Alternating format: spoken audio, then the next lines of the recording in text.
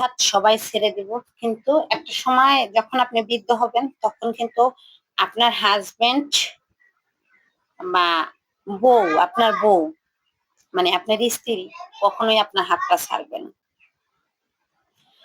ছেলে ছেড়ে দিব আপনার হাত, মেয়ে ছেড়ে দিব আপনার ভাই বেড়াদার আত্মীয় স্বজন সবাই আপনার হাত ছেড়ে দিবে, কিন্তু একটা হাজবেন্ড কখনো তার স্ত্রীর হাত ছাড়বে না, একজন স্ত্রী কখনো তার হাজবেন্ডের হাত ছাড়বে না। সবাই বিরক্ত হইতে পারবে, বিরক্ত হবে আপনার কথাবার্তায়, আপনার চলাফেরায় সবাই বিরক্ত হবে, কিন্তু আপনার স্বামী আপনার উপরে বিরক্ত হবে না, আর আপনার স্ত্রী তার স্বামীর প্রতি বিরক্ত হবে না। এইটাকেই বলে স্বামী স্ত্রী।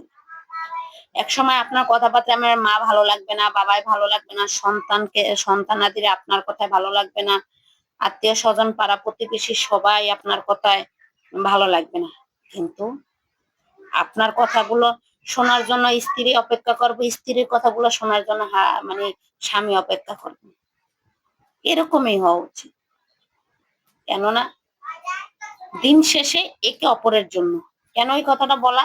দেখেন, যখন আপনার সবাই আপনাকে ছেড়ে দিব, আপনার বয়স হয়ে যাবে, তখন কিন্তু আপনার হাজবেন্ড আপনার হাত ছাড়বে না, আর আপনার হাজবেন্ডের হাত একজন স্ত্রী ছাড়বে না।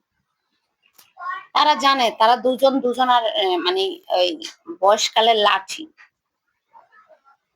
একে অপরের সঙ্গী।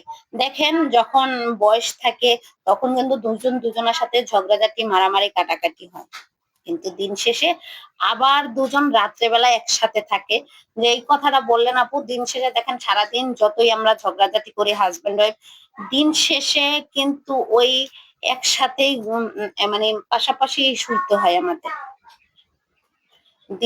দিনে দিনে সারাদিনে যতই ঝগড়াঝাটি করি, দুজন কিন্তু দিন শেষে একসাথেই হই, ঠিক না?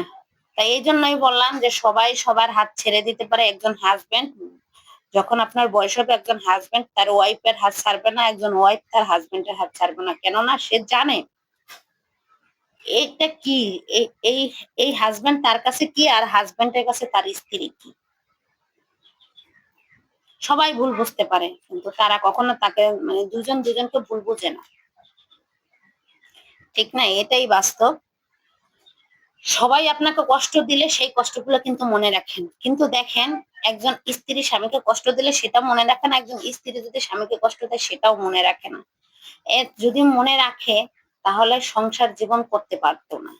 এখন এই মনে রাখে না, এই দেখে একজনের আর একজনের মানে ছাড় দেওয়া, আমার হাজবেন্ড আমাকে বকছে আমি একটু ছাড় দিই, বা আমার ওয়াইফ আমাকে একটু রাগারাগি করছে সেখান থেকে আমি একটু ছাড় দিই, এই যে ছাড়াছাড়ি বা দুজনের একটা পরামর্শ, দুজনের একটা বোঝাপড়া, সেই জিনিসগুলোর থেকেই কিন্তু একজন অপরের কিন্তু বিশ্বাস অর্জন করা, একে অপরের কাঁধে ভর দিয়ে চলা, এইটাই।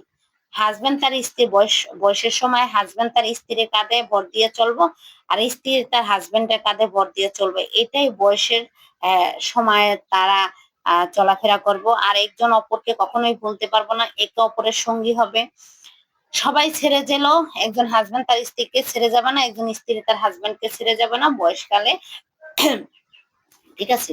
সবাই ছেড়ে যেতে পারবে, কিন্তু একটা হাজবেন্ড তার ওয়াইফকে ছাড়তে পারবে না, একজন ওয়াইফ তার হাজবেন্ডকে ছাড়তে পারবে না, এটাই। যদি আমার কথাগুলো ভালো লাগে থাকে লাইক কমেন্ট শেয়ার দিয়ে পাশে থাকবেন, ভালো থাকবেন সবাই, আল্লাহ হাফেজ, আসসালামু আলাইকুম।